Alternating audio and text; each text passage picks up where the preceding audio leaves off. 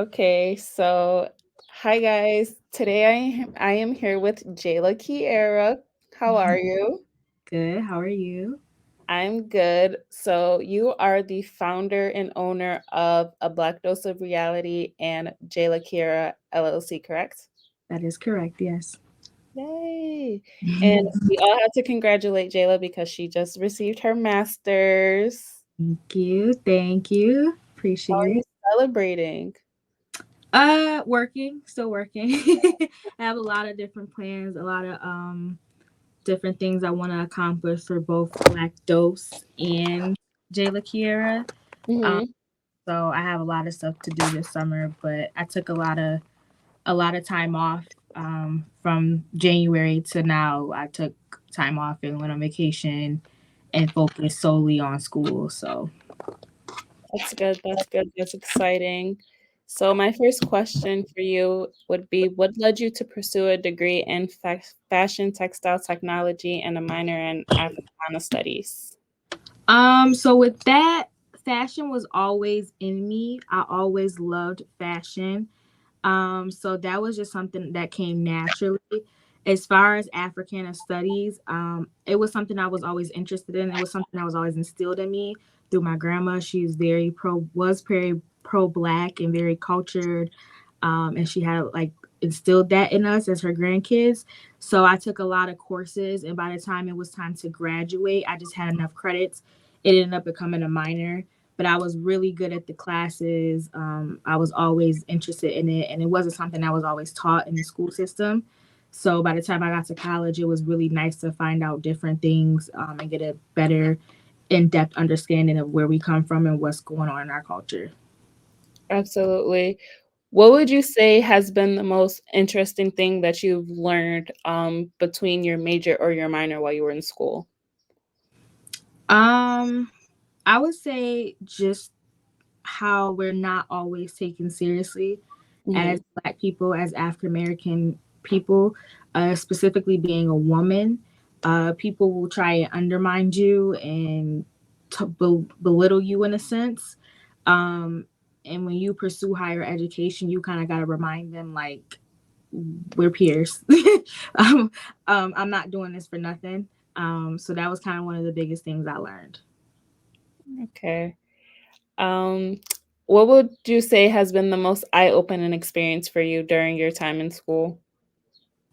Um, I would say the same answer, like not being taken as seriously, especially in fashion. It's extremely competitive. And then you add being Black and again being a woman. They didn't really understand me. They didn't understand kind of where my collections were coming from or like my ideas or the inspiration. A lot of my inspiration is gathered through like the 90s TV shows, movies. Uh, I focus on suiting, women's suiting particularly, so blazers, skirts, workwear, specific tailored items. And if you look at the 90s and the style, a lot of women, that's what they were wearing. So when I Mhm. was doing my collection for senior year and stuff like that, the mentor didn't look like me. She didn't understand the collection. She didn't understand the mood board. I had to fight for like in question like who's gonna be the judge of this show. Are they gonna actually understand where I'm coming from and from a Black perspective? So I would say that was one of the most kind of challenging things for me as far as undergrad. Two things. So your inspiration, you're saying there's suits and like skirts and stuff. So in mine, can we think of like Hillary Clinton or somebody? Not Hillary Clinton, but Hillary Banks, and we could think of like, Oh, I don't know if you ever watched A Different World, Whitley Gilbert. yes. Whitley, I love Living Single. That's one of my favorite shows. Yes. Stuff like that, yeah. But I'm Hillary so Clinton did wear a lot of suits. She wore some good suits. I ain't gonna hold her. She wore some nice suits. But yeah, Hillary Banks is more of I my don't style. know why I said Clinton. I'm so sorry.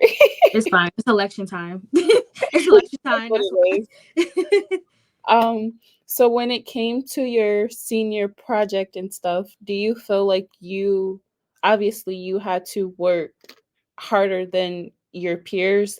How did you necessarily like showcase yourself like look, this is or how did you get them to more so understand where you were coming from? I'm very vocal. So when I did the showcase, you have to basically like audition um Mhm. to get in, because it's only like only they'll only accept like 10 people or something like that, because there's one professor. Um but I got in. I took the criticism that she said, like as far as like designs and stuff like that, but I just still made it me. And then I also voiced my opinion, like, okay, my mentor is not for me. Like this person is not for me. It's not working. This isn't really. This is kind of like wasting my time in a sense. Um, I advocated for like black judges. I made it clear that being a black designer, I was kind of outnumbered. And then when things still didn't kind of get better, again, I continue to just voice my opinion. Like, I don't like the way this was being presented. I don't like how my showcase was, or how my designs was showcased. This didn't work for me.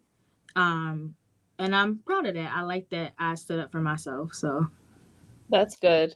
It takes a lot to actually, like, speak up for yourself too, and that's good mhm. that you recognize that in that setting, especially in college, because it can be tough, so that is excellent that you did that.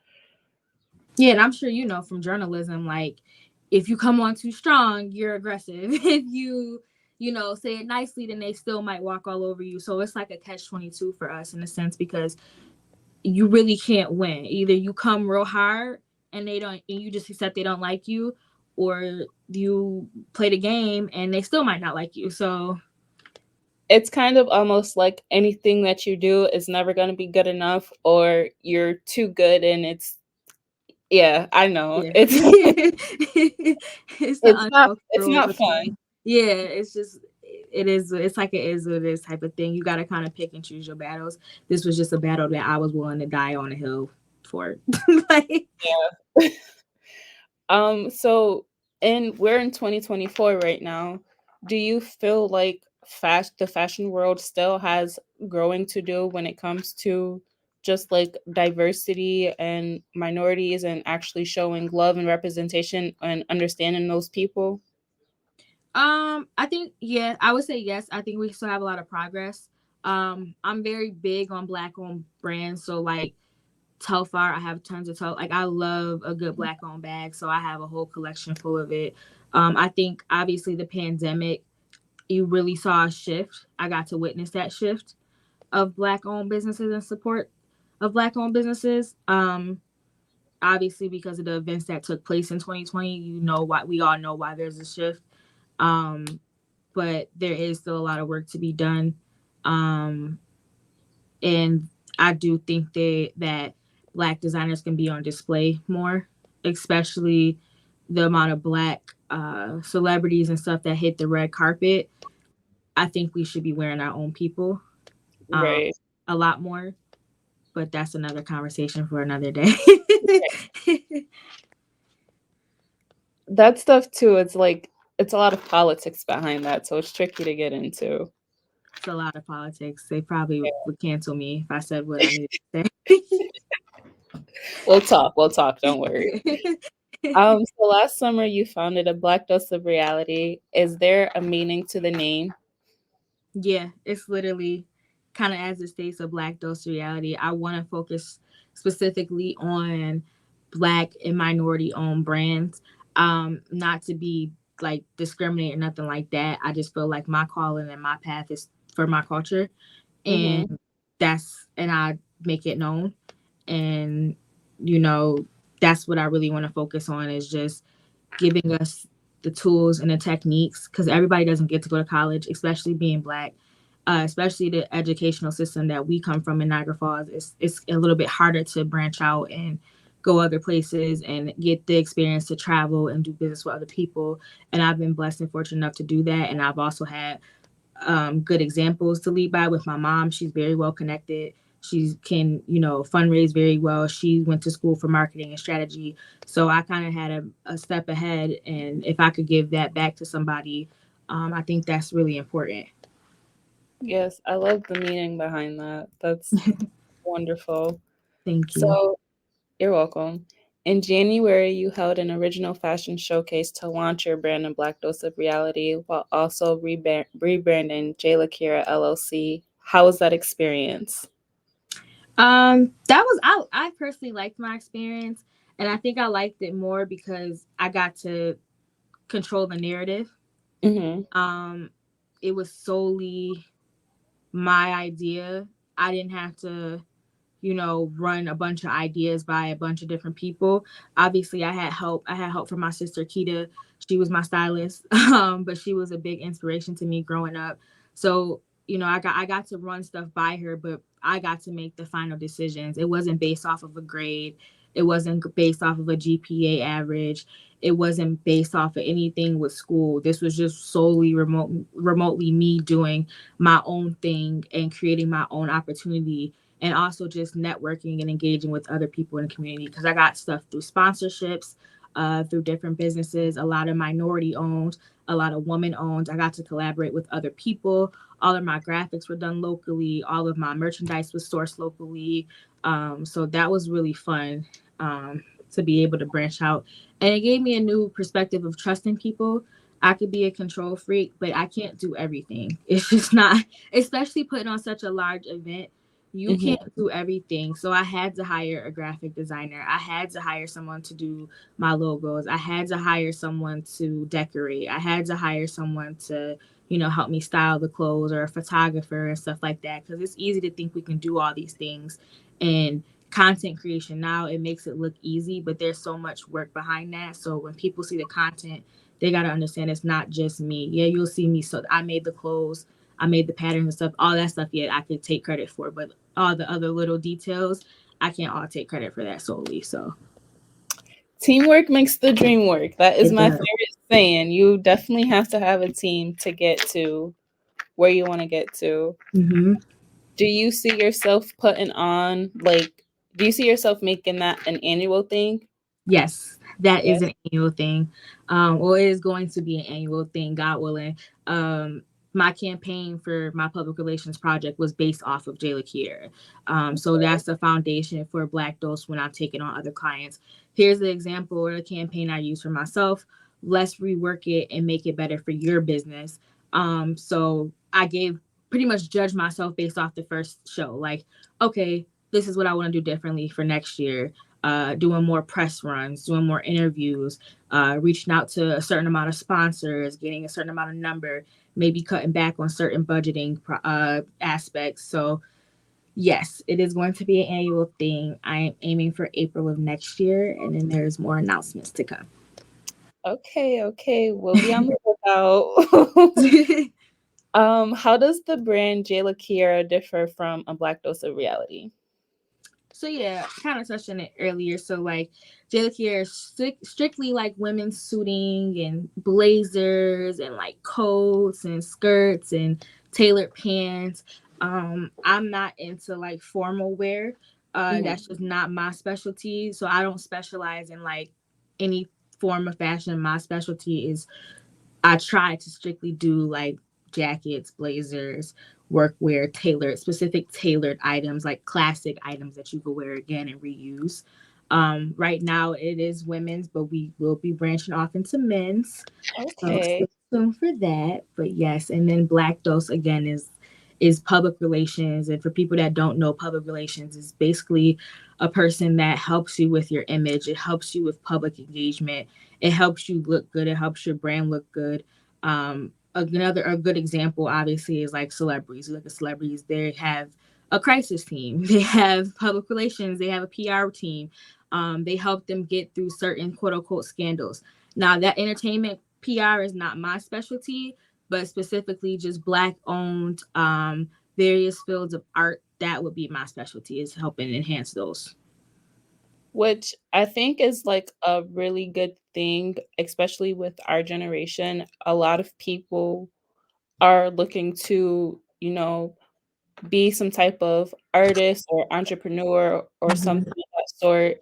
And then there's no media training. There's no understanding of how you should conduct yourself during an interview. So I think that is very important and I love that. Yeah. Um, so I meant to ask you this earlier. How did you get into sewing? Uh, Again, it was one of those things that I didn't really. So this is the thing. So and people might be like shocked, but like that. Like I used to draw. Like I was an actual like fashion illustrator from like starting from the age of like 6. Like I have old drawings and they look horrible. My grandma actually gave them back to me when I graduated from undergrad. She saved them That and is so sweet. gave them back to me, and I looked at them for inspiration because they were ugly when I was like 6. So like, but so I started off like strictly in illustration, like uh self taught, and Mhm. then I kept going for years. I actually took BOCES at the high school. I got certified in fashion.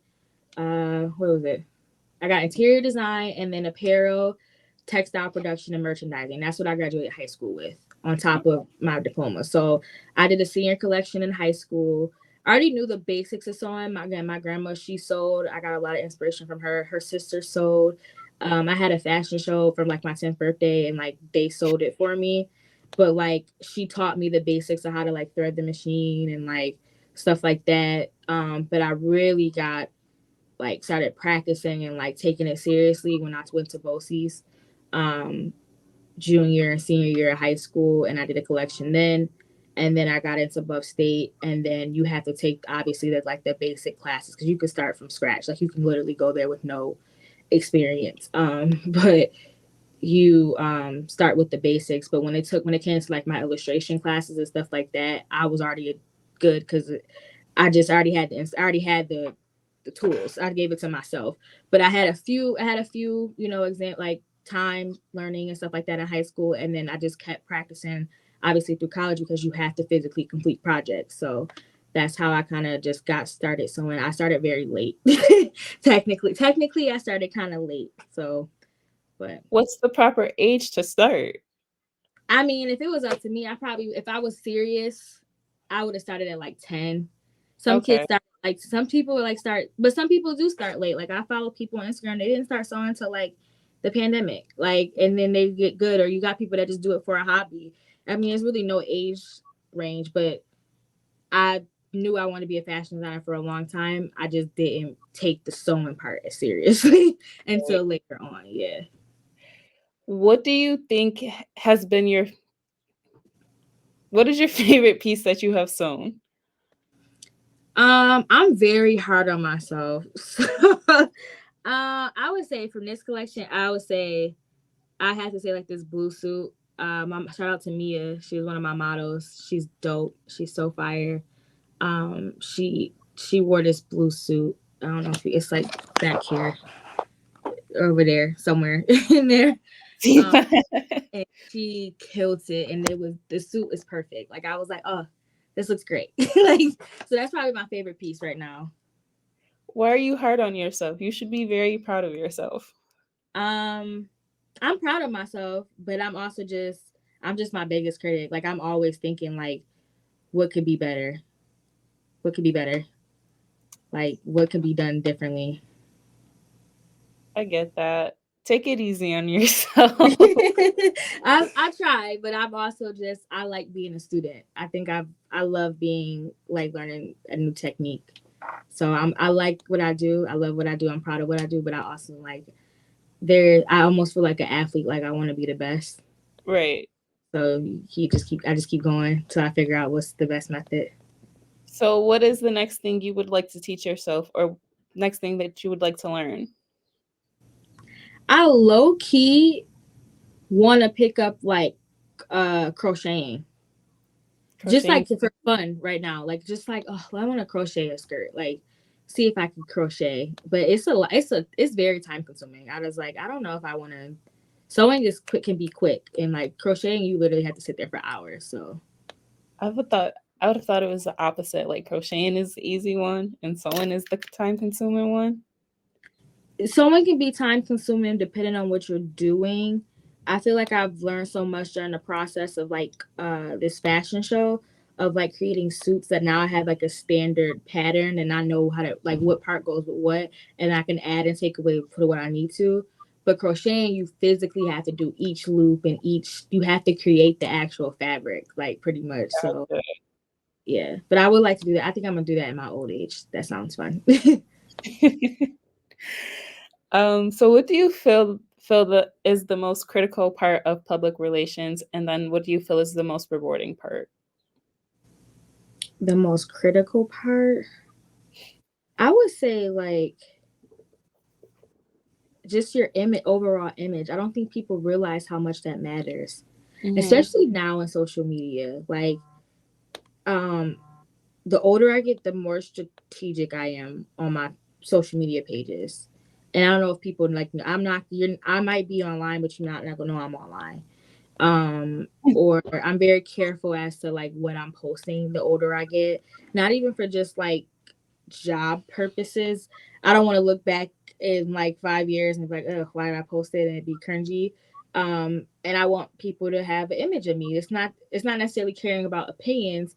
It's just like when you have an image and you have a brand, you want people's first thought of you to be positive, not Right. necessarily negative. Um, so I think that's the most critical aspect of public relations. And then I think the most rewarding would be the outcome of it, right? So if you know you have a great brand and people love it, that's rewarding because you're making money, people are talking about you, you're getting good press, you're potentially creating new business deals. So that's a very rewarding outcome. Yes, yes.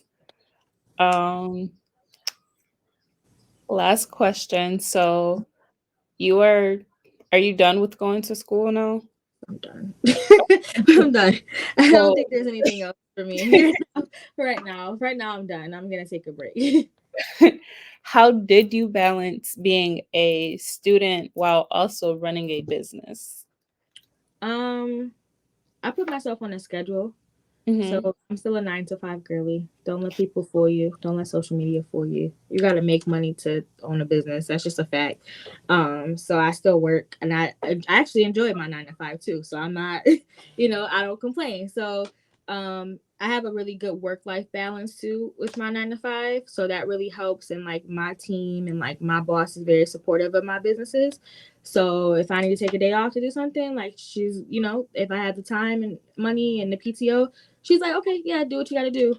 And they knew I was in school too, so they knew there were certain events I had to go to, or board meetings and like junior board meetings and stuff like that. So I just put myself on the calendar. I have like two calendars, a big one and then like just a regular one, and then even just my phone, just making notes of like, okay, this is what I want to accomplish today, or giving myself a deadline. Okay, I got another collection coming up or a website, so I have to work on that. I have to schedule a meeting with the graphic designer. I have to buy new scissors. I gotta buy new supplies. You just putting myself on a deadline, budgeting, because that again that helps too. Especially with being in fashion, you have to constantly buy new material. So okay, I might budget like this week. I'm gonna buy the half of this fabric. This model is this size, so I don't need to overbuy fabric or overspend on fabric. I need to buy the perfect amount. So just balancing it as best as possible, and then just again putting myself on a schedule. And I believe in rest. So like I said earlier, like I stopped taking, or I didn't take any customers for the last like 6 months almost. For Black Dose or Jayla Kierra, I had the show in January. I used all that content and stuff to keep going, keep the pages going and stuff like that. But I took time off, went on vacation, took some PTO. So when it's time to rest, it's time to rest too. But when it's time to work, it's time to work. I love it. Um, so I am having a mixer, and I would like to personally invite you to that mixer. Oh, It dope. is a 1 year celebration of my podcast, and it's kind of like my thank you to everyone who has supported me and everyone who has been a guest on my show. It will be July 26th from at 5 p.m. at Daredevil Records. I don't know if you're familiar with that. Is that downtown Yes. by the casino? Mm-hmm. Okay, yes, I'm familiar with it. Yes. Okay. So this is my invite to you, and Be also there. just thank you again. Mhm. I really enjoyed this, and I will be working on my article and getting everything out as soon as possible. No problem. Thank you for having me. I appreciate it. Of course, of course. Bye. Have a good one. You too. Bye. Bye.